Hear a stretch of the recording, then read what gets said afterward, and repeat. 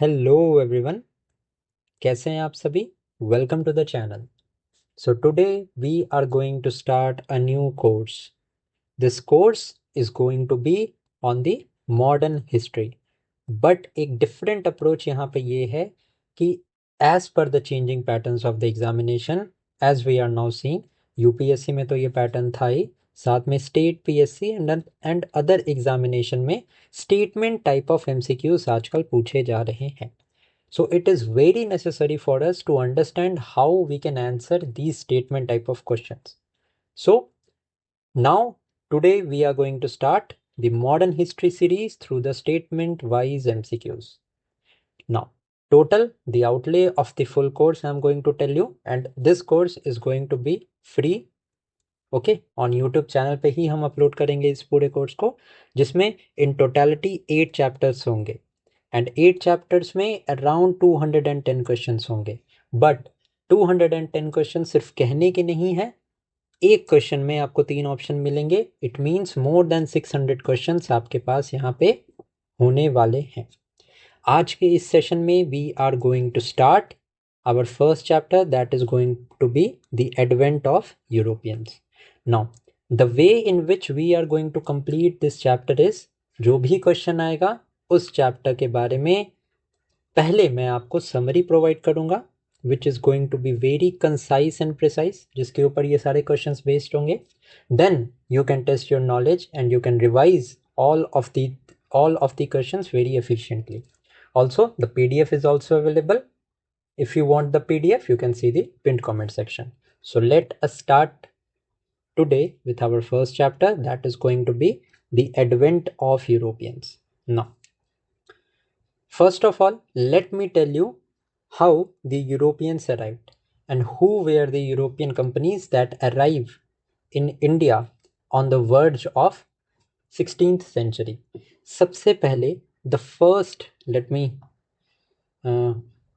now let us start. सबसे पहले the first European company to arrive in India was Portuguese. Now, these Portuguese, the first Portuguese to arrive in India was Vasco da Gama. ये वाला fact तो सबको पता होगा. And when did Vasco da Gama arrived in India? He arrived in the year 1498. Now, next important thing. Now, when Vasco da Gama arrived, he arrived at the port of Calicut. Okay, now at that time, when he arrived at the port of Calicut, he was received by a Hindu king of Calicut. At that time, he was a Hindu king. What was the name of the king? He was Zamorin. Okay, now Vasco da Gama is very important. He was the first one to arrive, and again in the year 1502 he arrived again. Next, about Portuguese, a very important point is about the first governor of Portuguese in India, who was Francisco de Almeida. Now, Almeida is very much famous and he is very much important for the Cartaz policy. Cartaz policy, or it was also known as the Blue Water policy. What was the aim of this policy? Objective क्या था इस policy का?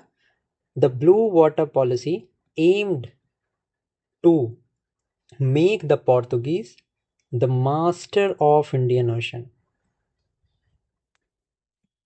Okay, now Vasco da Gama के बारे में हमने देख लिया, and then the first governor who arrived was Francisco de Almeida. Now the third ruler who is very much important was Alfonso de Albuquerque. Now, what did Alfonso did? Why is he famous? He is actually known as the real founder of the Portuguese Empire. Okay, now the important thing was that he captured Goa in the year 1510 from the Sultan of Bijapur. Okay, and in addition to that, he also prohibited Sati from the empire at that time, and in addition to that, he encouraged the Portuguese men to marry local Indian women. Okay, now Alfonso followed a policy of imperialism.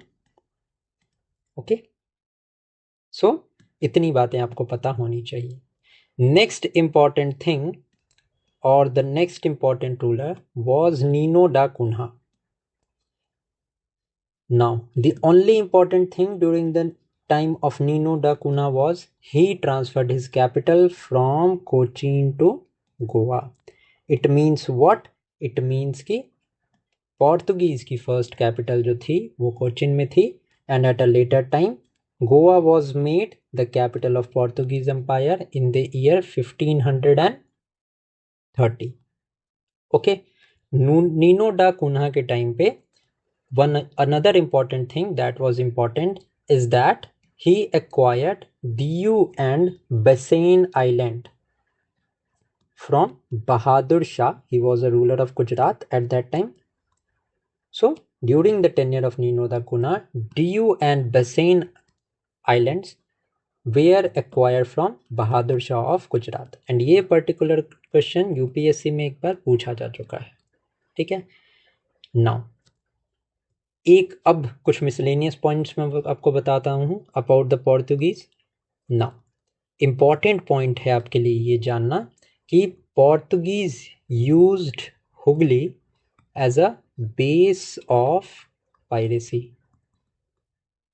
And also Portuguese are very much responsible for the introduction of chillies, tomato, sweet potato,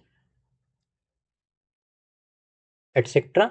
Many of these products, cashew nuts, ये सारा कुछ जो है वो पोर्तुगीज ने India में introduce किया था. In addition to that printing press was also introduce by these Portuguese only.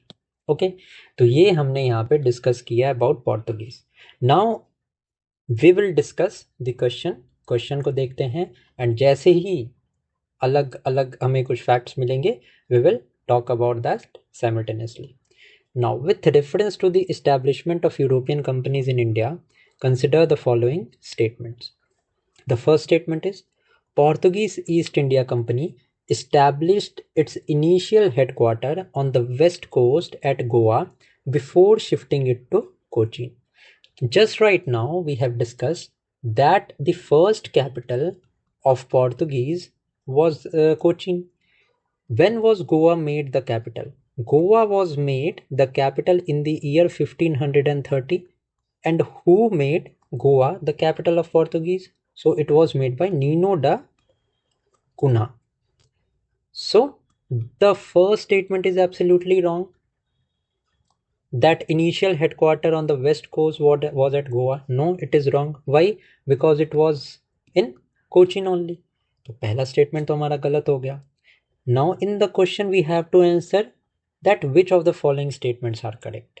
तो first तो हमारा correct हो गया. So in this case we don't even need to check option 2 and 3. हमारा B ही correct answer होगा. Okay. But ये exam के लिए ये प्रोसेस सही है, बट अभी के लिए we are discussing all of these, we are revising this in detail, so we will talk about each and every point. Okay. Now second point क्या है हमारा? The Danish East India company was ultimately force to sell all of its settlement in India to the British in the year 1845. अब यहाँ पे आपको purpose पता होना चाहिए कि क्या था. ये जो डैनिश ईस्ट इंडिया कंपनी थी, this was formed in the year 1616. And इनके अगर मैं डैनिश ईस्ट इंडिया कंपनी के हेडक्वार्टर्स की बात करूं तो it was located in Shrirampur in Bengal. Now this Danish East India company was very much confined and focused on the missionaries activity. इनका main aim था क्रिश्चियनिटी को स्प्रेड करना. They were not of the view that वो India में trade के purposes के लिए ज़्यादा नहीं आए थे. ओके, सबसे इम्पॉर्टेंट बात है यहाँ पे, ये चीज़ आपको पता होनी चाहिए, ठीक है। नाउ नेक्स्ट इज देखते हैं, the principal centre for the Dutch East India Company on the east coast was Pulicat until 1619, after which it was replace by Nagapattinam. अब यहाँ पे आपके लिए एक चीज़ मैं बताता हूँ, अभी हम यूरोपियन कंपनीज के बारे में बात कर रहे हैं, सो इनकी क्रोनोलॉजी का पता होना बहुत ज़्यादा ज़रूरी है। तो क्रोनोलॉजी के हिसाब से who were the first to arrive, so Portuguese were the first to arrive. कब अराइव हुए थे? 1498 में। Which was the second company, ठीक है, इंग्लिश ईस्ट इंडिया कंपनी, ये कब बनी थी? 1600 में बनी थी। But which was the second company to arrive? तो डच थे the second company to arrive. After Dutch came the English East India Company. इसके बाद जो है वो डेन्स आए, and who were the last to arrive? French were the last to arrive. So chronologically Portuguese के बाद Dutch के बाद English East India Company, then आए डेन्स या डैनिश, एंड देन लास्ट में आए French. Okay, now talking about this Dutch East India company, तो 1602 ये में बनी थी, एंड इन्होंने फैक्ट्रीज को सेटअप किया था इन मसूलीपट्टनम, पुलिकट, सूरत, इन जगहों पे इन्होंने अपनी फैक्ट्रीज को इस्टेब्लिश किया था। Next is Dutch were completely ousted from India in the year 1759। तो 1759 में एक बैटल हुआ था, कौन सा बैटल था? तो बैटल ऑफ बेदारा, जिसमें कि the English completely defeated the Dutch and Dutch were ousted out of the India, ठीक है। नाउ सेकेंड स्टेटमेंट हमारा, थर्ड स्टेटमेंट भी करेक्ट है, फर्स्ट इज नॉट करेक्ट, मैंने आपको रैशनल बता दिया इसके पीछे। तो principal centre for the Dutch East India Company on the east coast was Pulicat until 1690। Pulicat था मेन सेंटर इनका, and then it was replaced by Nagapattinam. So B will be the correct answer to this question. अब हम statements को देख लेते हैं, explanation देख लेते हैं। The Portuguese established its early headquarter at Cochin. It was only later in 1530 that the capital was transferred from Cochin to Goa. Okay. Danish company later 1845 में अपने सारे सेटलमेंट्स को सेल करके इंग्लिश को, और ये इंडिया से बाहर चले गए थे, and third statement is also right. So first question is done. Let us now move to the second question. With reference to the early Portuguese presence in India, consider the following statements. ये question सिर्फ पोर्तुगीज पे based है, so let us answer this. Now, Vasco da Gama discovered the Cape route from Europe and arrived at the port of Calicut in 1498, where he was received by the Zamorin, who was the Hindu king. Absolutely ये statement correct है, अभी मैंने आपको बताया था। Next is Francisco de Almeida, the first Portuguese governor in India, is credited with introducing the policy of brew water. Absolutely correct है, इसको carta system भी बोलते थे हम, ये मैंने आपको बताया था। So second statement is also true here. Next is Alfonso de Albuquerque introduced the policy of imperialism and captured Goa from the ruler of Gujarat in 1510.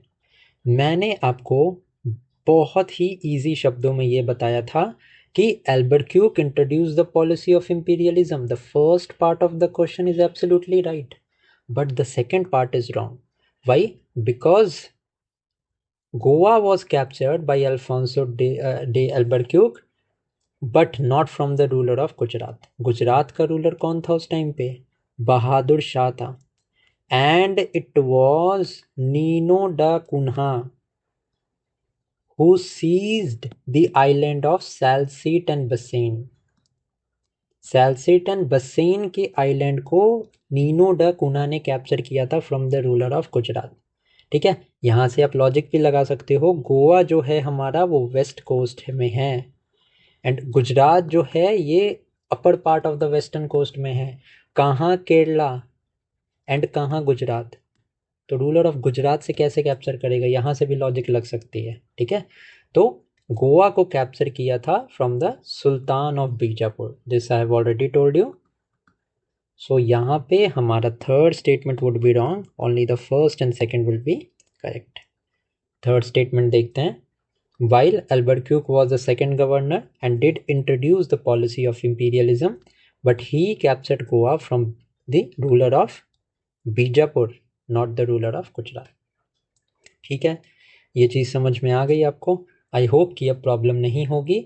एक चीज़ और मैं बता देता हूँ आपको कि पार्शियली क्वेश्चन को नहीं पढ़ना है। हो सकता है स्टेटमेंट वाइज क्वेश्चन में the first part of the question can be correct, आपको लगे भाई ये तो करेक्ट है, सारा स्टेटमेंट ही करेक्ट होगा, बट नहीं, हर केस में this will not be true. Okay, यहाँ पे हमने देखा कि the second part of statement is false. So we have to read the question very carefully जब हम स्टेटमेंट वाइज क्वेश्चंस की बात करेंगे। Let us now start with the third question. With reference to the expansion and consolidation of Portuguese power in India, consider the following statements. Now, the Portuguese capital in India was formally transferred from Cochin to Goa during the tenure of the governor Nino da Cunha. Absolutely correct है। कब transfer हुआ था? 1530 में हुआ था। सो Portuguese के बारे में मैंने आपको ऑलरेडी समरी में इन डिटेल बता दिया है, तो इससे ज़्यादा आपको जानने की ज़रूरत नहीं है to solve the question. Okay, next is the famous Jesuit Saint Francisco Xavier arrived in India in the company of the Portuguese governor Martin Alfonso de Souza. ठीक है, थर्ड स्टेटमेंट है हमारा, the Portuguese successfully defended their settlement at Hooghly against the forces of Mughal empire in 1631। Okay, now अब आप मुझे एक बात बताओ, Mughal empire was a very prominent power. ठीक है, अब यहाँ पे स्टेटमेंट बोल रहा है कि पोर्तुगीज ने सक्सेसफुली डिफेंड कर लिया उनके सेटलमेंट को हुगली। हुगली में मैंने बताया था Hooghly was used as a base of piracy by the Mughals. तो इन्होंने बोला कि इन्होंने पोर्तुगीज ने सक्सेसफुली हुगली को डिफेंड कर लिया against the forces, mighty forces of the Mughal empire. क्या ये स्टेटमेंट करेक्ट होगा? Absolutely not. So the real fact is that the Portuguese lost their settlement of Hooghly against the forces of Mughal Empire. And अगर मैं बात करूं Mughal empire की जो forces थी, these were led by Qasim Khan, who was a Mughal noble of Shahjahan. Correct है, इतनी बात समझ में आ गई। करेक्ट स्टेटमेंट हमसे पूछा है, थर्ड स्टेटमेंट हमारी एब्सोल्युटली इनकरेक्ट है। सो the first and second statement will be the correct answer. Nino da Cunha is responsible for transferring the Portuguese capital from Cochin to Goa in the year 1530. Second statement भी हमारा correct है। The famous Jesuit Saint Francisco Xavier arrived in India during the governorship of Martin Alfonso de Souza. ये एक extra and miscellaneous point है जिसको आप ध्यान में रख सकते हैं, क्वेश्चन कभी भी आपसे पूछ सकते हैं। Okay, next again fourth question जो है हमारा, it is on the Portuguese power. Now, the decline of Portuguese power in India became evident by the end of the 16th century.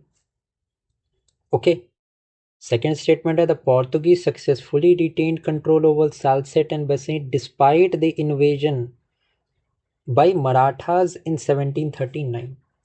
And in the end, the Portuguese were left only with the territories of Goa, Diu and Daman, which they retained until 1961.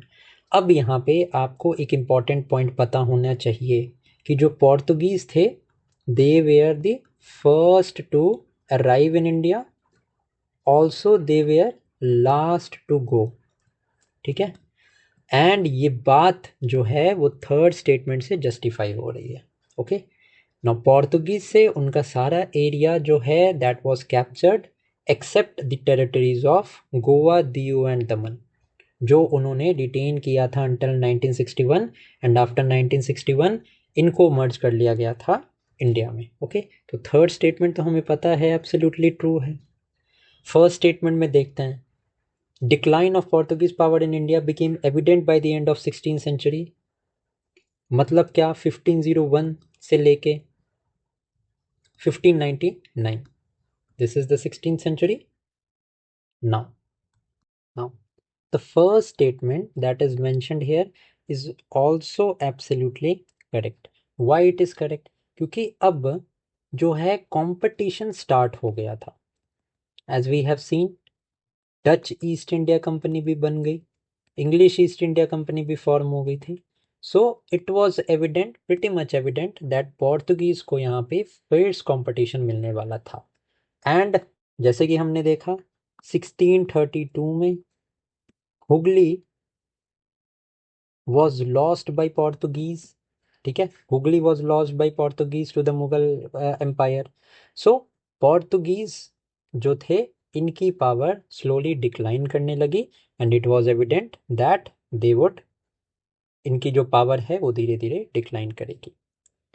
Now second है the Portuguese successfully retained control over Salcete and based despite the invasion by the Maratha in 1739. Now यहाँ पे एक important point ये है कि हमें पता है Salsette and Bassein were captured during the time of Nino da Cunha by the ruler of Gujarat, from the ruler of Gujarat. ठीक है, सो 1739 में क्या हुआ था, ये साल्सेट एंड बेसिन के जो आइलैंड थे ये मराठाज ने अपने कंट्रोल में ले लिया था. तो सेकेंड स्टेटमेंट जो यहाँ पे दिया है ना वो इनकरेक्ट है. Only the first and third statement here is true. ठीक है, नेक्स्ट देखते हैं. Now, with reference to the Dutch East India Company, consider the following statement. Now, पहला statement है हमारा, the Dutch East India Company was formed by a parliamentary charter that granted its sovereign power to make wars, conclude treaties and build fortress. Absolutely correct है. ठीक है. Also, अगर मैं Dutch East India की बात करूं तो it was the first stock company. ठीक है, एक ऐसी ईस्ट इंडिया कंपनी थी जो स्टॉक के बेसिस पे बनाई गई थी. ओके, सेकेंड स्टेटमेंट में है हमारा the Dutch displace the English to become most dominant European power in trade with the East. अब यहाँ पे डच एंड इंग्लिश जो थे इनके बीच एक बेसिक सा डिफरेंस था. ये दोनों के दोनों इंडियन सब कॉन्टिनेंट में ट्रेड के लिए आए थे. But at a later time what happened was, Dutch को ये पता था कि इंग्लिश का जो डोमिनेंस है वो ज़्यादा है. So what the Dutch did that, इन्होंने सुमात्रा आइलैंड पे जो स्पाइस ट्रेड होता था इन पे डच का फोकस बहुत ज़्यादा शिफ्ट हो गया. ठीक है, अब ये सुमात्रा आइलैंड और in Indonesia. So what happened in the year 1759, as I already told you, that final एक बैटल हुआ था between the Dutch East India Company and the English East India Company. And इस battle में क्या हुआ था कि इस बैटल में Dutch were defeated by the English. And after this defeat Dutch जो थे वो अपना ट्रेड करते थे सुमात्रन आइलैंड से एंड इंग्लिश के पास कंप्लीट कंट्रोल आ गया था इंडिया का. ये बेसिक पॉइंट है, ये आपको पता होना चाहिए. ओके, यहाँ पे जब हम क्वेश्चन देखेंगे तो सेकेंड स्टेटमेंट में it is given that the Dutch displace the English to become the most dominant European power in the trade with the East. This statement is false because the English displace the Dutch. Okay, तो second statement यहाँ से हम eliminate कर देंगे. Correct answer हमारा first and three ही होगा. Okay, पहला स्टेटमेंट तो हमने देखा यहाँ से करेक्ट है. थर्ड स्टेटमेंट देखते हैं. The Dutch conceded their dominance to the English after facing a decisive defeat in the Battle of Bedara. ये हमने ऑलरेडी डिस्कस कर लिया है. So first and third will be the correct answer to this question. Okay, now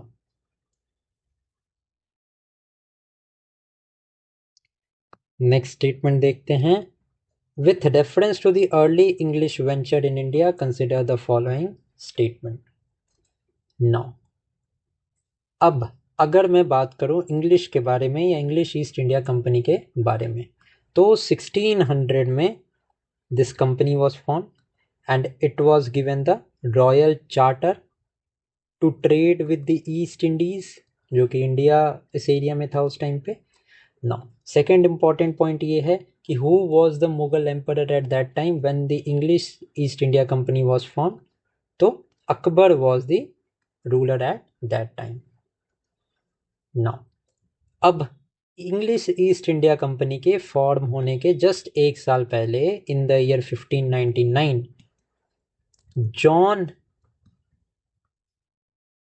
John Mildenhall नाम का एक merchant था who arrived in India in 1599 through the land route. ठीक है, he came to India over the land route. Okay, now इसके आने के बाद क्या हुआ, 1600 में ईस्ट इंडिया कंपनी फॉर्म हुई and at a later time 1609 में कैप्टन विलियम हॉकिंस केम. कैप्टन विलियम हॉकिंस केम किसके कोर्ट में? In the court of Jahangir. Why did he came? He came to obtain the permission to open a factory at Surat. Okay, and this farman was granted by Jahangir, and 1613 में the first English factory was set up at Surat. Okay, again 1615 में what happened was कि sir Thomas Roe came to India. ठीक है, at that time again the Mughal emperor was Jahangir. So Jahangir से permission लिया आके to erect the various factories in the various parts of India. Agra, बरोच, अहमदाबाद, इन areas में factory को open करने की परमिशन लिया गया by the Thomas Roe and the permission was granted. Okay, now another fact regarding English is that कि English ने acquire किया था बॉम्बे को. ठीक है, इंग्लिश को बॉम्बे दिया गया था as a gift of dowry. क्यों? क्योंकि कैथरीन जो थी he was a princess of Portuguese. So Catherine को marry some Englishman married Catherine and Bombay in case was given as dowry. Okay, इतनी बातें आपको पता होनी चाहिए रिगार्डिंग दिस इंग्लिश वेंचर्स. अब जैसे क्वेश्चन आगे बढ़ता है we will talk about the further details in the question. So John Mildenhall was the first Englishman to arrive in India over land trade for trade before the formal establishment of the English East India Company. Obviously, मैंने आपको बताया he came over land in 1599 and English East India Company was formed in the year 1600. पहला statement तो हमारा absolutely correct है. Next देखते हैं.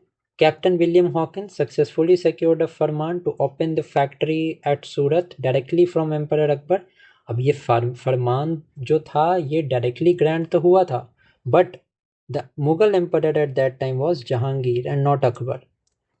Akbar was the emperor when the English East India company was formed in the year 1600. Okay, so second one is not true. तो second यहाँ पे true नहीं है तो we will eliminate all the option. 1 and 3 will again be the correct answer. Third statement वैसे देख लेते हैं. Sir Thomas Roe arrived at Jahangir court as an ambassador of James I to obtain permission to trade and erect factories in different part of the empire.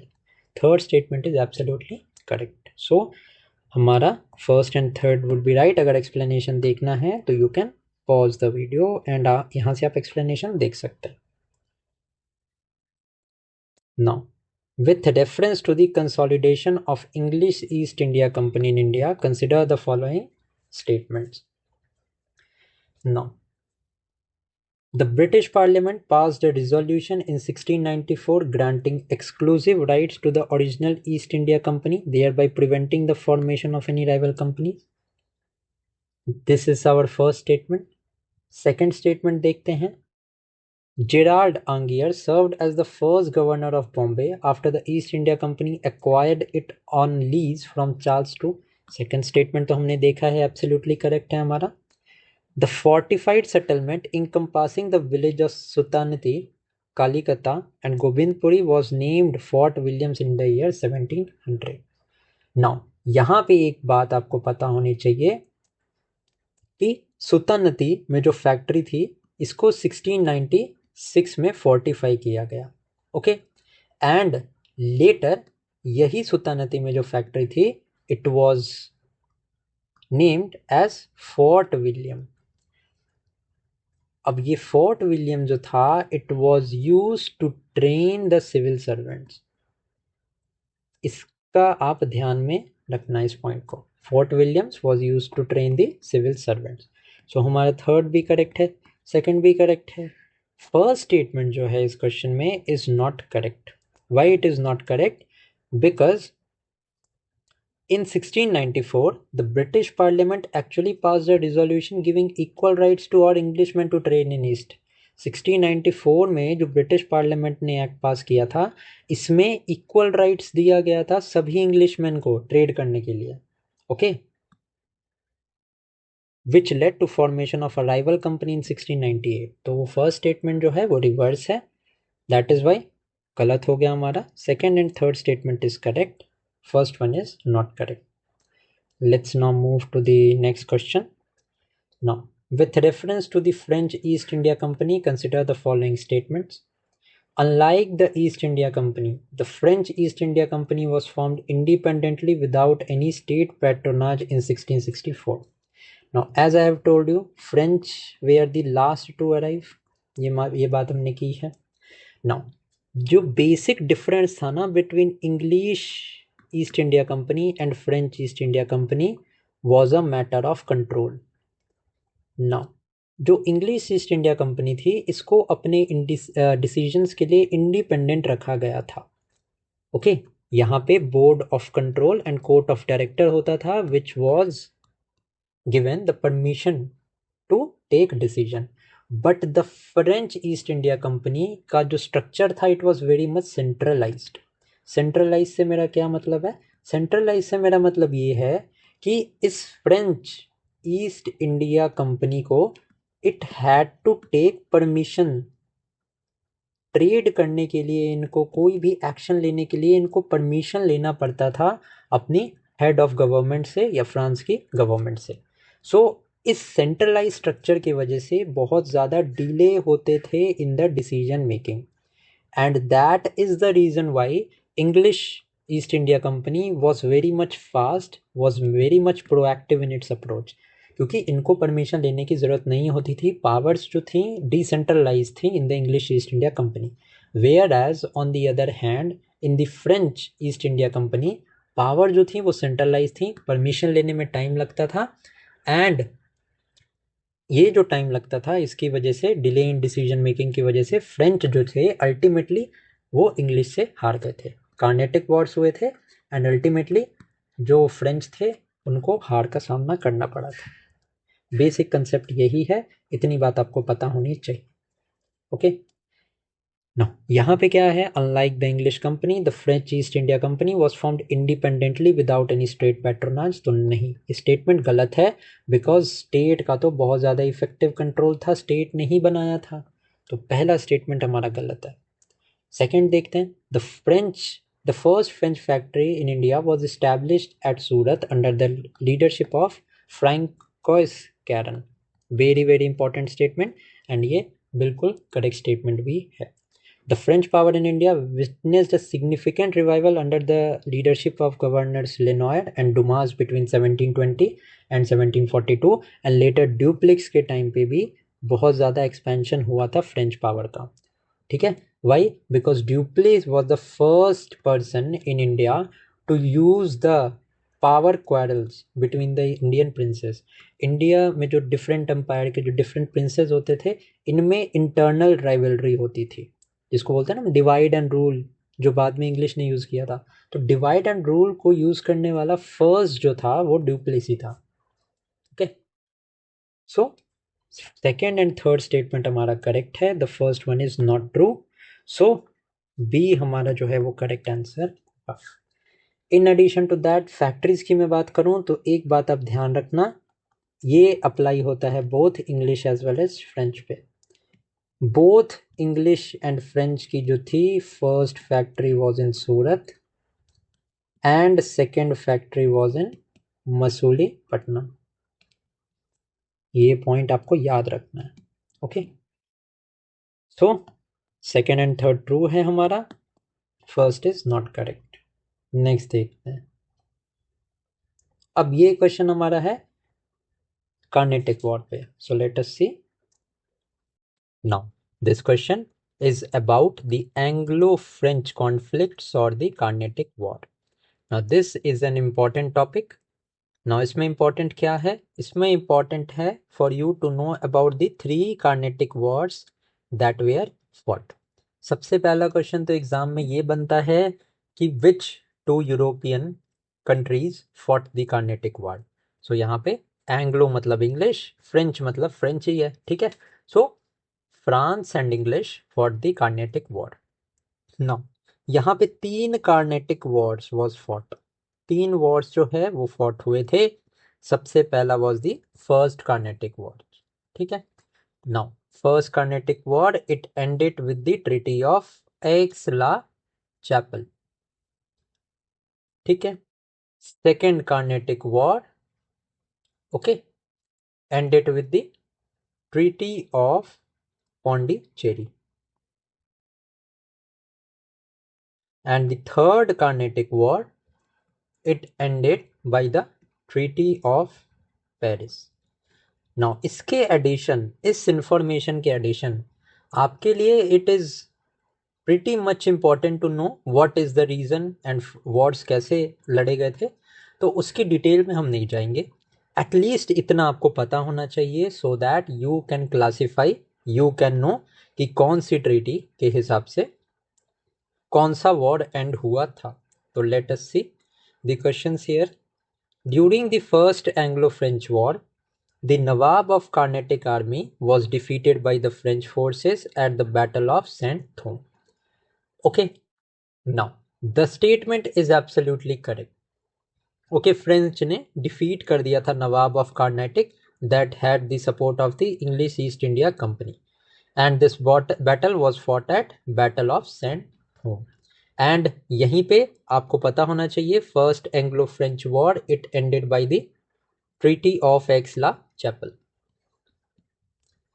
अब यहाँ पे ये important नहीं है आपके लिए. इंपॉर्टेंट पता है क्या है? To know this Saint Thome. Where is this Saint Thome? ठीक है, ये है मद्रास में. ये क्वेश्चन आ सकता है. ओके, नाउ नेक्स्ट हम देखते हैं. Next is the first Anglo French war was brought to an end by the Treaty of Pondicherry.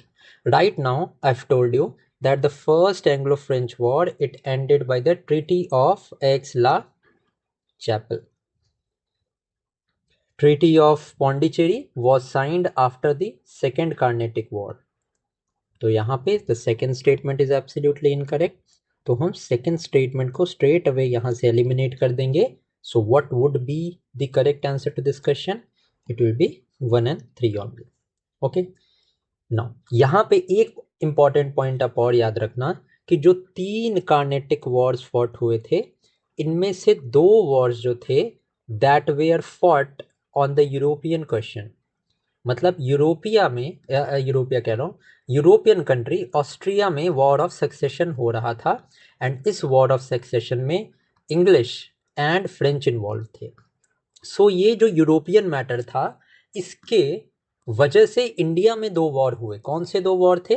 तो first Carnatic war and the third Carnatic war. Both of these war were fought on the European question. Now, the second Carnatic War, it was fought on the Indian issues. Okay. Now, अगर आपको कुछ भी नहीं पता है तो यहाँ से आप क्वेश्चन को फिर भी सॉल्व कर सकते हो. ठीक है, कैसे सॉल्व कर सकते हो? स्टेटमेंट नंबर 3 आप देखो. In the second Anglo-French War, the French governor Dupleix aligned with Muzaffar Jung of Hyderabad and Chanda Sahab of Carnatic. So Dupleix was a French governor and he supported Muzaffar Jung and Chanda Sahib. It means what? कि ये Indian question था. This was an Indian issue जिसपे कि Anglo and French जो थे इन्होंने लड़ाई किया था. ओके, सो यहाँ से भी आप इसको असर्टेन कर सकते हो कि the third statement will be right. Okay, now because we are conducting a revision series so that I am not going into that much details and इतनी डिटेल्स आपके लिए इंपॉर्टेंट भी नहीं है. इंपॉर्टेंट जो था वो मैंने आपको बता दिया. नोट डाउन कर लेना इस चीज़ को. ठीक है, जो मैंने एडिशनल पॉइंट बताए हैं इससे ज़्यादा आपको जानने की ज़रूरत नहीं है. Okay, In this question, we have to tell which of the statement are correct. So first and third is correct. Second one is not correct. Correct answer हमारा first and third होगा. Okay. Now यहाँ पे the explanation is given. You can pause the video and आप explanation पढ़ सकते हैं. Let's now move to the next question. Let us see the next question. With reference to the conclusions of the Anglo-French rivalry in India, consider the following statement. Now, the first statement is, during the Third Anglo-French War, the French forces under Count de Lally successfully captured Fort Saint Davis.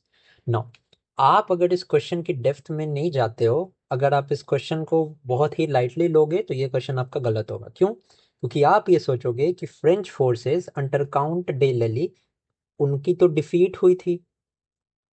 ये battle भी सबको पता होगा, battle of Wandiwash which was fought between the English and the French, and French यहाँ पे हार गए थे. तो ये स्टेटमेंट में आप पढ़ोगे कि Count de Lally successfully captured Fort Saint David, तो आपको लगेगा ये स्टेटमेंट तो गलत है. बट नहीं, यहाँ पे एक गलती है. गलती ये है कि ये जो बैटल ऑफ वॉन्डी वॉश था, this was fought in the year 1760. Okay. And third Anglo French war को एंड किस ट्रीटी से किया गया था? ट्रीटी ऑफ पेरिस से. ये कब साइन हुई थी? ये 1763 में साइन हुई थी. सो ये जो फ्रेंच फोर्सेस ने अटैक किया था at Fort Saint David, which was a very stronghold, a military stronghold of English, this happened in the year 1758. Now ये स्टेटमेंट एक्चुअली यहाँ पे सही है. 1758 में फ्रेंच फोर्सेस ने कैप्चर किया था फोर्ट सेंट डेविड को. ठीक है. फिर 1760 में बैटल ऑफ वॉन्डी वॉश हुआ, एंड देन 1763 में कंप्लीटली जो है वो ट्रीटी ऑफ पेरिस साइन हुई and the French were defeated. Okay. Now treaty of Paris में क्या सबसे जो इंपॉर्टेंट प्रोविजन था वो क्या था? That Pondicherry was return to the French by the treaty of Paris. So ये फर्स्ट स्टेटमेंट यहाँ पे करेक्ट है. सेकेंड स्टेटमेंट देखते हैं. The French suffered a decisive defeat at the hands of the British at the battle of Wandiwash in 1760. बिल्कुल सही है. This battle of Wandiwash was fought between French and English, we have seen, and English in this battle won. The French forces were led by Count de Lally, and the English forces were led by Aercourt. Okay, so English defeated French in this battle. Second statement तो हमारा absolutely correct है. Next is, under the terms of the Treaty of Paris, the French were forced to permanently surrender Pondicherry to the British without restitution. Third statement गलत है. क्यों? क्योंकि अभी मैंने आपको बताया कि what happened in the treaty of Paris was, सबसे पहला पॉइंट तो आपको ये याद रखना है कि ये थर्ड एंग्लो फ्रेंच वॉर या third Carnatic war was ended by this treaty of Paris. Second important point मैंने अभी आपको बताया कि the Pondicherry was restored. Pondicherry was restored to the French. तो ये तो बात बिल्कुल गलत है कि फ्रेंच को जो है वो परमानेंटली सरेंडर करना पड़ा Pondicherry. So first and second यहाँ पे करेक्ट है. The third statement is not correct. Why it is not correct? Because it ended the third Anglo French war, but Pondicherry was actually return to the French under this treaty. Next देखते हैं. Now, with reference to the chronological establishment of European companies in India, consider the following statements. Now, the English East India Company was formally established before the Dutch East India Company. The Danish East India Company was established after the French East India Company. And the Portuguese East India Company was the first to be established and the last to leave. Third statement to actually correct है. Danish East India Company was formed in the year 1616. And मैंने आपको बताया था the French East India Company was last to come in the year 1664. ठीक है. So ये भी हमारा जो है ये गलत है. क्यों? क्योंकि the Danish East India Company was established not after but before the French East India Company. Okay. And first statement यहाँ पे हमने देखा कि सेकंड तो इनकरेक्ट है, तो करेक्ट तो 1 and 3 ही होगा. 1498 में Portuguese East India company was formed, establish. Okay, तो ये तो हमारा करेक्ट है ही. And English East India Company मैंने आपको बताया था ये 1600 में फॉर्म हुई थी, and Dutch East India company was formed in the year 1602. So the statement first is correct that English East India Company was formally established before the Dutch East India Company. Okay, so only the first and third would be the correct answer. बाकी हमारा यहाँ पे answer will be incorrect.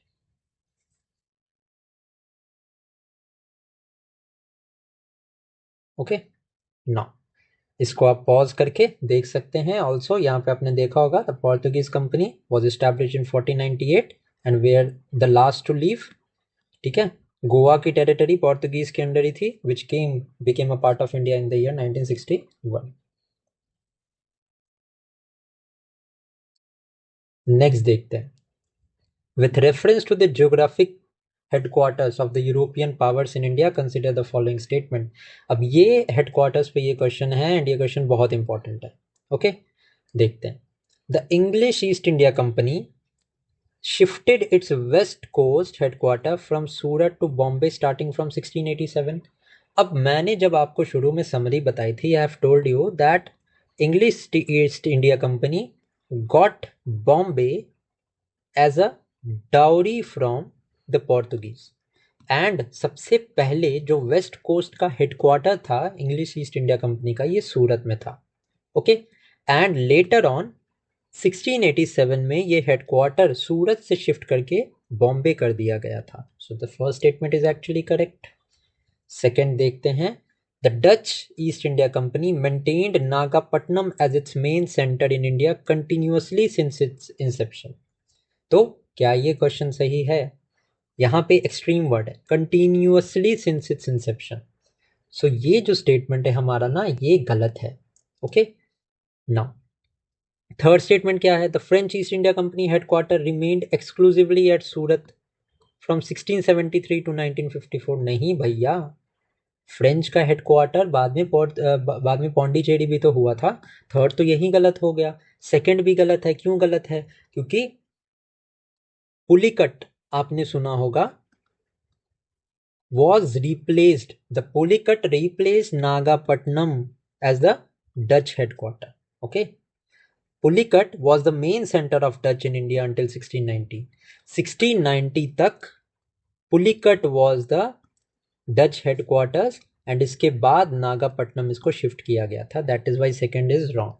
Third is also wrong क्योंकि French established their headquarters at Pondicherry from 1673 to 1954. Okay, सूरत में जो था ये first factory था फ्रेंच का. ये मैंने आपको ऑलरेडी बताया है. जो हेडक्वार्टर था फ्रेंच ईस्ट इंडिया कंपनी का प्राइमरली वो पौंडीचेरी में था. That is why only the first statement here is true. Second and third statement हमारे गलत हैं. दैट इज वाई यहाँ पे जो है वो only the first would be the correct answer. Next देखते हैं. With reference to the Portuguese governors and their policies, consider the following statement.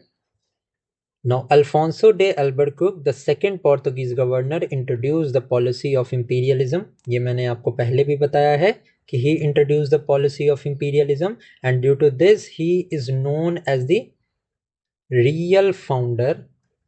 He is known as the real founder of the Portuguese power in India.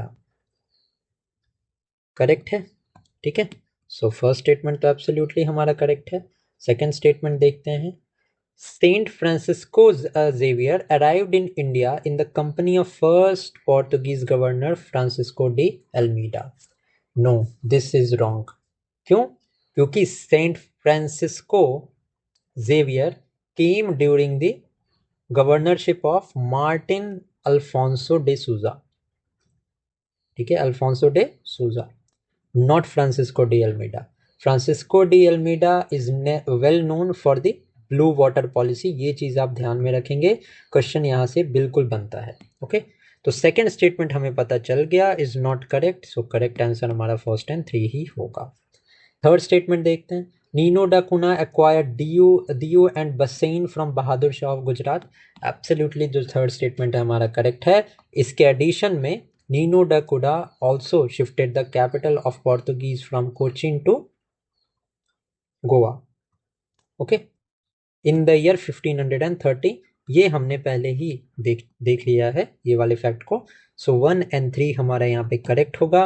The second statement is not true. Okay, you can pause the video if you want and read the explanation. बाकी का explanation तो मैंने आपको यहाँ पे provide कर दिया है. अब चलते हैं हमारे नेक्स्ट क्वेश्चन पे. With the reference to the decline of Portuguese power in India, consider the following statements. First है हमारा, the Portuguese successfully defended the settlement of Hooghly against Qasim Khan, a Mughal noble of Jahangir. ये मैंने आपको पहले ही बताया था कि Hooghly was used as a base of piracy, base for piracy by the Portuguese. And Mughal power जो कि इतनी ज़्यादा एरिया में रूल कर रही थी इंडिया में, क्या it would be possible for Portuguese to defeat them? Logically देखो तो आपको पता चल जाएगा नहीं, it is not true. So Portuguese, they did not defend their settlement of Hooghly. On the other hand, they lost the settlement of Hooghly against the Mughal emperor. ठीक है, so the first statement is incorrect. Correct answer हमें यहीं से पता चल जाएगा कि 2 and 3 हमारा करेक्ट आंसर होगा. Okay, second statement, the king of Portugal give Bombay to Charles II of England as a dowry in 1661. Absolutely correct है, ये मैंने आपको अभी बताया पिछले क्वेश्चन में. Now Maratha dealt a severe blow to Portuguese by capturing Salsette and Bassein in 1739. इससे related somewhat related question हमने पहले भी सॉल्व किया है, तो आपको ये चीज़ पता चल गई होगी कि सेकेंड एंड थर्ड स्टेटमेंट हमारा एब्सोल्युटली करेक्ट है. First statement is not true. Okay, you can see the explanation here bye pausing the video. बाकी तो मैंने आपको एक्सप्लेन कर ही दिया है.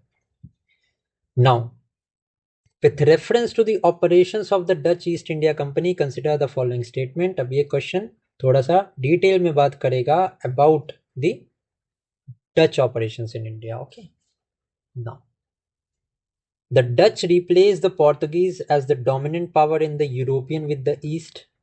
बिल्कुल सही बात है. क्यों? क्योंकि डच पहले तो इंडिया में भी ट्रेड कर रहे थे, इसके साथ में the spice island of Indonesia and Sumatra. ठीक है, स्पाइस आइलैंड ऑफ सुमात्रा, यहाँ से भी ये ट्रेड कर रहे थे. So these Dutch gave a fierce competition to Portuguese. ठीक है, सबसे पहले पोर्तुगीज आए, पोर्तुगीज को फियर्स कंपटीशन दिया डच ने, फिर डच को डिफीट कर दिया इंग्लिश ने, फिर इंग्लिश को कंपटीशन देने आए फ्रेंच, एंड देन इंग्लिश ने डिफीट कर दिया फ्रेंच को, and ultimate winner was English. बस यही हुआ है यूरोपियन पावर्स में. ठीक है, ये सम अप कर देता है उस 200 साल के स्ट्रगल को, उस 100 से 150 साल के स्ट्रगल को जो इन यूरोपियन कंपनीज में आपस ने किया टू विन. ओके, सो यहाँ पे बिल्कुल फर्स्ट स्टेटमेंट हमारा करेक्ट है कि डच ने रिप्लेस कर दिया था पोर्तुगीज को as a most dominant power. एक तरफ जहाँ डच एक्सपैंड कर रहा था, पुलिकट में हेडक्वार्टर था, फिर नागापट्टनम में हेडक्वार्टर था, वहीं पे पोर्तुगीज इन्होंने हुगली भी लूज कर दिया.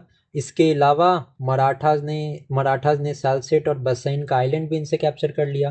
सो फर्स्ट स्टेटमेंट तो हमें सही लग रहा है. सेकेंड स्टेटमेंट देखते हैं. Dutch establish major factories at Chinsura, Kasimbazar in 1650. बिल्कुल सही है, चिंसूरा में फैक्ट्री ओपन किया था डच ने. इसके अलावा कासिम बाजार, पटना, नागापट्टनम, उसके बाद में मसूलीपट्टनम, ओके, कोचीन, बालासोर, इन सब जगह पे जो ईस्टर्न कोस्ट थे, मेजॉरिटी ईस्टर्न कोस्ट में जो है वो डच ने अपनी इस्टेब्लिशमेंट यहाँ पे सेटअप किया था. तो फर्स्ट एंड सेकंड तो बिल्कुल सही है. अभी तो हम कम करेक्ट आंसर पे नहीं आ पा रहे. ओके, तो अब देखते हैं. The Dutch were force to sell all their settlement to the British in 1845. नहीं, बिल्कुल गलत स्टेटमेंट है. Why it is wrong? Because the Dutch conceded to the English after the battle of Bedara. ये हमने पहले ही देख लिया था कि 1759 में डच एंड इंग्लिश के बीच बैटल ऑफ बेदारा हुआ था, जिसके बाद डच ने कंप्लीटली इंडिया छोड़ दिया था. तो यहाँ पे 1845 कहाँ से आ गया? तो डेट्स का थोड़ा सा रिलेशन आपको पता होना चाहिए. बिल्कुल हार्डकोर तरीके से आपको जानने की ज़रूरत नहीं है. Still you need to know about this. Okay, तो डच जो थे वो 1759 में ही जो थे वो अपनी फैक्ट्रीज को इंग्लिश को दे के and they exerted from India. So the third statement here is incorrect. Only the first and second is true. Next statement देखते हैं, next question देखते हैं. Now, with reference to the early attempt of English to establish trade in India, consider the following statement. Ab John Mildenhall was a merchant adventurer who arrived in India via the sea route to trade with the Indian merchants. अब यहाँ पे अगर आपने अभी तक पहले अभी जितना भी लेक्चर का ये ड्यूरेशन हुआ है, इस सेशन का ड्यूरेशन हुआ है, अगर आपने बहुत ही ध्यान से सुना होगा तो आप ये क्वेश्चन गलत नहीं करोगे. क्यों नहीं करोगे? क्योंकि अगर आप बिल्कुल कंसंट्रेशन से नहीं सुन रहे होगे तो आप फर्स्ट स्टेटमेंट को करेक्ट मार्क करोगे. क्यों करोगे? क्योंकि आपको तो पता चलेगा हाँ भाई, जॉन माइल्डन हॉल तो एक मर्चेंट एडवेंचरर था जो कि ट्रेड करने आया था इंडियन मर्चेंट से. बात तो सही है, बट क्या आपने क्वेश्चन सही से पढ़ा? क्वेश्चन में था वाया द सी रूट. भैया ये गलत है, वाया द लैंड रूट आया था, ये सी रूट नहीं था. सी रूट से वास्को डे गामा आया.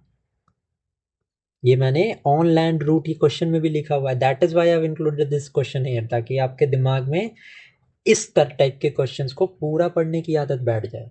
ठीक है, this is the purpose of this statement wise question. कहीं पे भी कैसे भी क्वेश्चन घूम सकता है. ठीक है, तो पहला ही स्टेटमेंट हमें यहाँ पे गलत मिल गया, तो सारे ऑप्शन एलिमिनेट हो गए. स्टेटमेंट 2 एंड 3 हमारा यहाँ पे करेक्ट होगा. बाकी के स्टेटमेंट्स एक बार देख लेते हैं. Captain William Hawkins arrived at Jahangir court to seek permission to open a factory at Surat. Absolutely correct है. And a farman was issued by Jahangir in 1613 permitting the English to build a factory at Surat. बिल्कुल सही है. Second and third statement हमारे absolutely correct है. The first one is incorrect. Why? Because this John Mildenhall came through the over land route, not the sea route. Okay, next देखते हैं.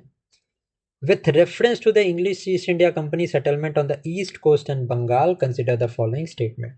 अब हम देखते हैं कि कैसे ईस्ट इंडिया कंपनी ने एक्सपेंड किया. The English company operations in Bengal remained under the administration of Madras until the year 1700. Second statement देखते हैं. The English established a factory at Masulipatam before they established one at Madras. Third statement है, Job Charnock acquired the zamindari of three villages directly from the French in 1698. अब देखते हैं इस question को. Now, first statement is absolutely correct, क्योंकि मद्रास में जो English का था उनका मेन सेंटर था, तो बंगाल को इंग्लिश ने एडमिनिस्ट्रेटिवली मद्रास से कंट्रोल किया था up to the year 1700.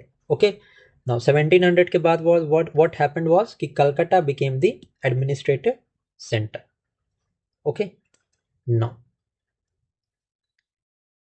The factory at Masulipatnam was established earlier in 1611 and then one at Madras in 1641. बिल्कुल सही बात है. मसूलीपट्टनम में फैक्ट्री 1611 में इस्टेब्लिश हुई थी एंड मद्रास की फैक्ट्री 1641 में. एंड 1613 में सूरत में the first factory was open. Okay, तो सूरत में फर्स्ट फैक्ट्री थी, इंग्लिश की भी फ्रेंच की भी, एंड सेकेंड फैक्ट्री दोनों की मसूलीपट्टनम में थी. Okay, now Job Charnock established a factory at Sutanuti the zamindari of 3 village. बिल्कुल सही बात है. एंड इसके बाद Job Charnock is known as the founder of Calcutta, the city of Calcutta. But आप मुझे बताओ कलकत्ता की सिटी कब फाउंड हुई थी? 1619 में. ठीक है, एंड मैंने आपको बताया है 1664 में फ्रेंच आए. तो क्या फ्रेंच ईस्ट कोस्ट पे आए थे? क्या आते ही उन्होंने एक्वायर कर लिया होगा? अरे भाई नहीं, उस टाइम पे Mughal administration use to rule in the regions of Bengal, not French. So ये बिल्कुल भी थर्ड स्टेटमेंट करेक्ट नहीं है, क्योंकि एक टाइप में आप देख रहे हो कि हुगली है, Hooghly was defeated and it was captured by the Mughals. Portuguese हरा नहीं पाए, तो फ्रेंच कहाँ से आके बैठ जाएंगे कलकत्ता में? नहीं हो सकता ना. थर्ड स्टेटमेंट इनकरेक्ट है, दैट इज वाई. नेक्स्ट देखते हैं. With reference to the foundation of Calcutta, consider the following statement. Job Charnock established a factory at Sutanuti in 1690. अभी मैंने बताया, एब्सोल्युटली करेक्ट है. The factory at Sultanati was fortified before British formally acquired the zamindari. बिल्कुल correct है. Third statement क्या है? The new fortified settlement was named Fort William in the year 1700. Absolutely correct statement है. And मैंने आपको ये बताया भी है कि ये Fort William was used for the administrative purposes. It means what? Training of civil servants. इसके लिए बाद में यूज किया जाने जाने लगा। एंड प्राइमरली इसका एडमिनिस्ट्रेशन के लिए भी यूज किया जाता था पहले। सो यहाँ पे हमारे सारे के सारे स्टेटमेंट जो हैं वो एब्सोल्युटली करेक्ट है। नेक्स्ट देखते हैं, with reference to the organizational structure of the East India Company in Britain, consider the following statement. Now, a British Parliament resolution in 1694 restricted the right to trade in East exclusive to the existing company. नहीं, restrict नहीं किया था। 1694 के British parliament के resolution में allow किया गया था, फ्रीली इंडिपेंडेंटली अलाउ किया गया था सभी को to trade in the East Indies. That is why first statement ही यहाँ पे हमारा जो है वो इनकरेक्ट होगा। Second and three will be correct. And second and three statement भी हम देख लेते हैं अब। So a new rival company known as the English Company of Merchants Trading to the East Indies was formed in 1698. बिल्कुल correct है। The rival English companies were finally amalgamated into a single entity in 1708. बिल्कुल सही है। Second and third statement हमारे बिल्कुल सही हैं। ये जो है this is a pretty much factual information, इसको आप या तो नोट डाउन कर सकते हो या तो ये पीडीएफ में तो मेंशन्ड है ही। Either you can take the screenshot of this. Okay. Now, with the reference to the French East India Company, consider the following statement.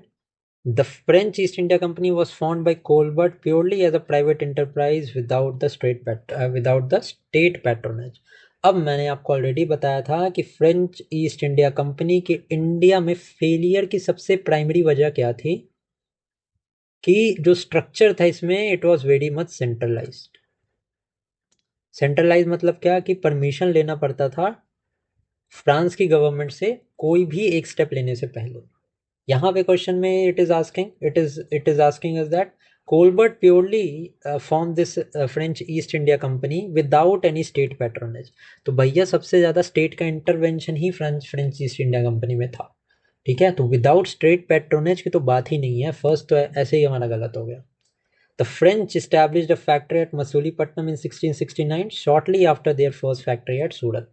ये भी मैंने आपको मल्टीपल टाइम बताया है कि both English as well as the French, इन दोनों में एक सिमिलैरिटी ये थी कि first factory of both English and French was established at Surat and second factory of both of them was established at Masulipatnam. Okay, so second तो सही है हमारा, फर्स्ट तो डायरेक्टली इनकरेक्ट है, ये हमने देख लिया था। The French occupied Mahe in Malabar and Yanam in Coromandel during a period power of revival between 1720 and 42. So this is also pretty much factual. इतना बस ध्यान में रखना कि Mahe in Malabar and Yanam in Coromandel ये दोनों जो साइट्स हैं this is related to the French East India Company. Okay, second and third हमारा करेक्ट है, फर्स्ट तो हमने पहले ही देखा is incorrect. So the correct answer to this question will be B. You can read the explanation part which is given below. Next देखते हैं, with reference to the Anglo French conflict consider the following statement. Now, the arrival of Dupleix as a French governor in India in 1742 marked the beginning of the Carnatic War. Absolutely. क्यों? क्योंकि मैंने आपको पहले बताया था Dupleix was the first ruler to take the advantage of the internal quarrels and internal conflict of the prince. तो यही जो कार्नेटिक का नवाब था एंड कार्नेटिक में जो भी इशू था सबसे पहले एक्सप्लॉइट करने वाला डुप्ले ही था। And because of this only Carnatic war began. 3 Carnatic wars हुए थे जिसके बारे में हमने ऑलरेडी डिस्कस कर लिया है। सो हम सेकेंड स्टेटमेंट देखते हैं। The first Anglo French war was a localize conflict uninfluenced by any European succession war. अब मैंने आपको क्या बताया था कि जो सेकेंड कार्नेटिक वॉर था it was due to the issues and matters which were related to the Indian subcontinent only. Okay, local reasons थे जिनके पीछे, ये मैंने आपको भी बताया था। तो यहाँ पे क्या बोल रहा है कि the first Anglo-French war was a localized conflict. No, the second Anglo-French war or the Carnatic war was a result of the localized conflict. Second हम एलिमिनेट कर देंगे, first and three will be right. First Anglo French war, during the first Anglo French war the French successfully besieged Madras. बिल्कुल ये तो सही है statement. And this first Anglo French war it ended by treaty of Aix la Chapelle. ये हमने already discuss कर लिया है, तो बहुत ज़्यादा इस पे टाइम नहीं हम वेस्ट करेंगे. 1 and 3 will be right, second will be not the correct answer. अब देखते हैं हम अपना next question. With reference to the Second Anglo-French War, consider the following statement. Now, the French governor Dupleix aligned with Muzaffar Jung in Hyderabad and Chanda Sahib in Karnataka. Absolutely correct. यहाँ पे indigenous cause था second Anglo French war का, ये भी हमें पता है. Second देखते हैं, Robert Clive emerged victorious in the later stages of the conflict after initial reverses. बिल्कुल करेक्ट है. यहाँ पे एक बात आप बस जान लेना कि रॉबर्ट क्लाइव जो था which is associated with the battle of Plassey was also associated with the second Anglo French war. ठीक है, बस इतनी बात ध्यान में रखना. बहुत ज़्यादा इस बैटल को कौन किससे लड़ा क्यों लड़ा जानने की ज़रूरत नहीं है, एग्जाम में उतना आता नहीं है. You don't need to think about that. Okay, बस इतना है कि हाँ ठीक है, मुजफ्फर जंग इन हैदराबाद, चंदा साहब इन कर्नाटक, इनको ड्यूप्ले ने सपोर्ट किया. इस तरीके से चीज़ों को याद करो. And Robert Clive was associated with second Anglo French war. Okay, third statement क्या है हमारा, the war was concluded by the treaty of Aix la Chapelle. गलत. ठीक है, the second Anglo French war it ended with the treaty of Pondicherry. ठीक है, treaty of Pondicherry से ये वॉर एंड हुआ था. थर्ड इनकरेक्ट है, only the first and second is right. I hope you have understood the concepts of this chapter pretty much clearly. Okay. Now यहाँ पे एक और चीज मैंने ऐड की है कि Treaty of Pondicherry was also known as Treaty of Godehu. तो ये कभी वो रिवर्स करके पूछ दें तो इस चीज को आप ध्यान में रखना. नेक्स्ट देखते हैं. With reference to the Third Anglo-French War, consider the following statement. The French forces were led by French officer Count de Lally. बिल्कुल सही बात है. The French achieved a decisive victory over the British at the Battle of Wandiwash in 1760.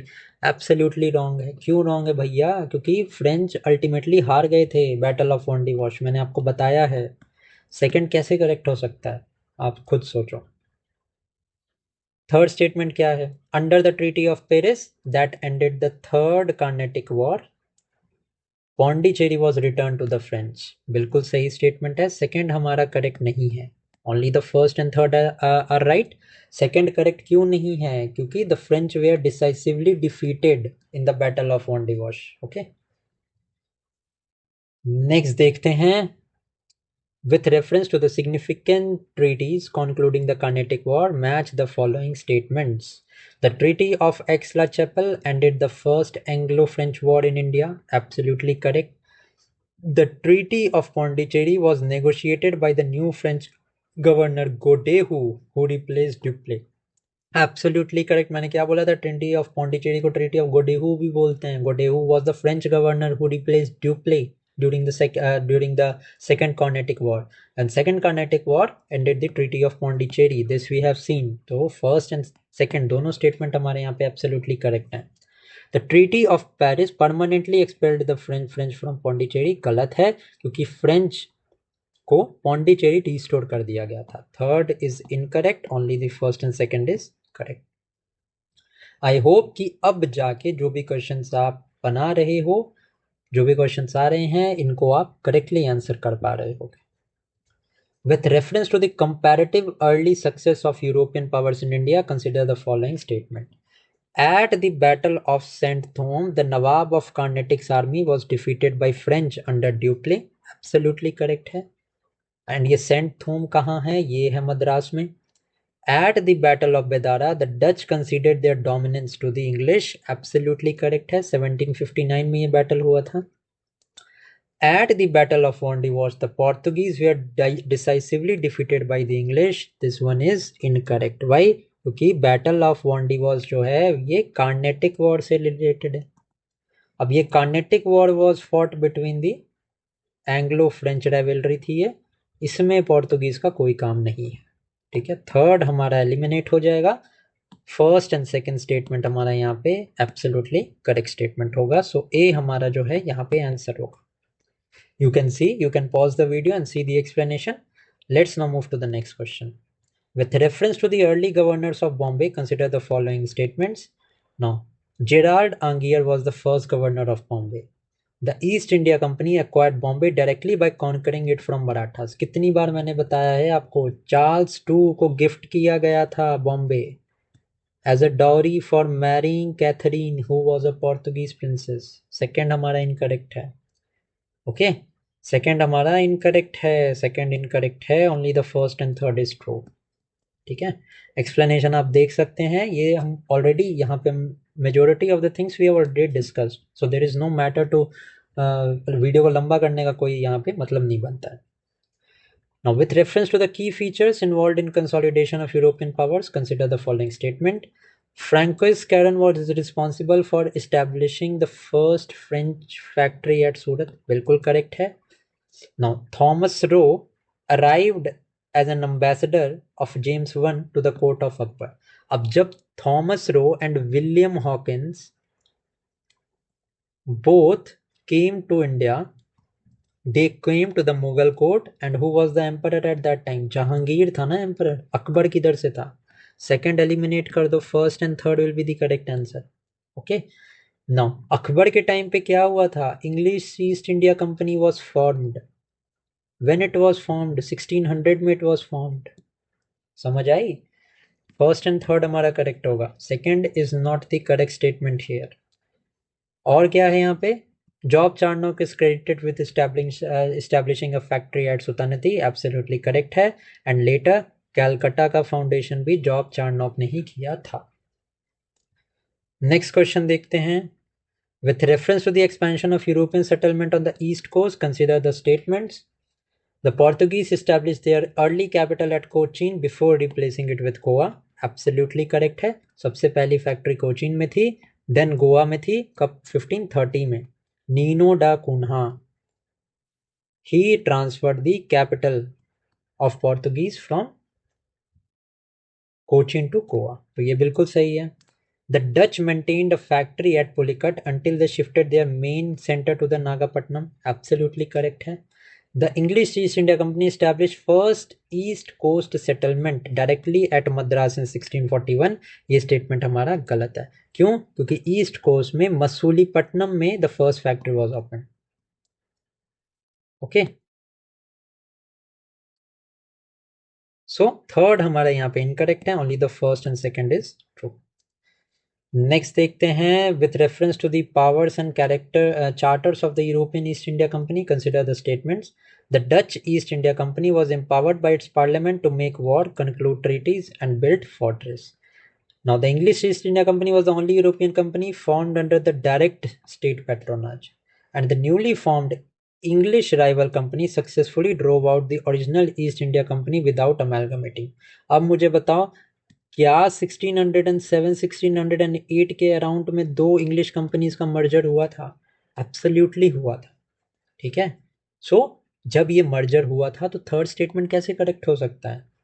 Okay, तो third तो हमारा गलत हो ही गया. सेकेंड स्टेटमेंट क्या था हमारा? कि the English East India company was the only company formed under the direct state patronage. बात तो बिल्कुल सही है, but English was not the only European company. French भी तो थे ना जो डायरेक्टली स्टेट के अंदर आते थे, जिनको कि डायरेक्ट स्टेट का पैट्रोनेज था. तो how can the second statement also be true? This is false ना. That is why only the first statement here is true. Okay, आप एक्सप्लेनेशन इसका देख सकते हो. मैं प्रोसीड कर रहा हूं towards the next question. With reference to the ultimate fate of the minor European trading powers in India, consider the following statements. Now, the Danish company sold all their settlement in India to British in the year 1845. Absolutely, क्योंकि Danish जो थे वो Christianity को spread करने के लिए आए थे. मैंने आपको पहले बताया है, इनका कोई बहुत ज़्यादा लेना देना ट्रेड से नहीं था. तो ये तो कंप्लीटली ये निकल गए थे बाहर इंडिया से. नेक्स्ट है, the Dutch maintain a strong military presence in India until the 20th century. भैया 1759 में बैटल ऑफ बेदारा या बैटल ऑफ चिंसूरा के बाद ही they sold all their settlements to the English and they went away from India. क्यों गए थे? क्योंकि इनको स्पाइस आइलैंड जो सुमात्रा में था वहां से ट्रेड करना था. तो 20th सेंचुरी तक कहाँ से आ गई? ये सेकेंड स्टेटमेंट इनकरेक्ट है. थर्ड स्टेटमेंट जो है बिल्कुल करेक्ट है कि पोर्तुगीज ने रिटेन किया था territories of Goa, Diu and Daman until 1961. So only the first and third year is true. Second हमारा यहाँ पे करेक्ट नहीं है. So with this we are done with this chapter. मैंने 30 स्टेटमेंट वाइज एमसीक्यूज यहाँ पे मैं लेके आया। हालांकि 30 क्वेश्चंस नहीं, अराउंड 90 क्वेश्चंस थे जिस पूरे चैप्टर से हाँ हमने यहाँ पे कंप्लीट किए। तो अगर आपको ये वीडियो अच्छी लगी, ये अप्रोच अच्छा लगा, तो प्लीज़ चैनल को आप लाइक कर सकते हैं, ठीक है, कमेंट करके मुझे बता सकते हैं। आपके कमेंट से मुझे मोटिवेशन मिलता है to bring more such content, ठीक है। अगर ये वीडियो थोड़ी सी भी बेनिफिशियल रही है आपके लिए, तो प्लीज़ चैनल के कंटेंट को शेयर कर सकते हैं आप लोग। एंड यस, प्लेलिस्ट सेक्शन में एक बार जाके ज़रूर देख लेना। जो प्लेलिस्ट मैंने अपलोड किया किया है, इसमें मल्टीपल वीडियोस आपको अलग अलग सब्जेक्ट्स की मिल जाएंगी, which will be very much beneficial for you all. So thank you for watching this video and keep studying.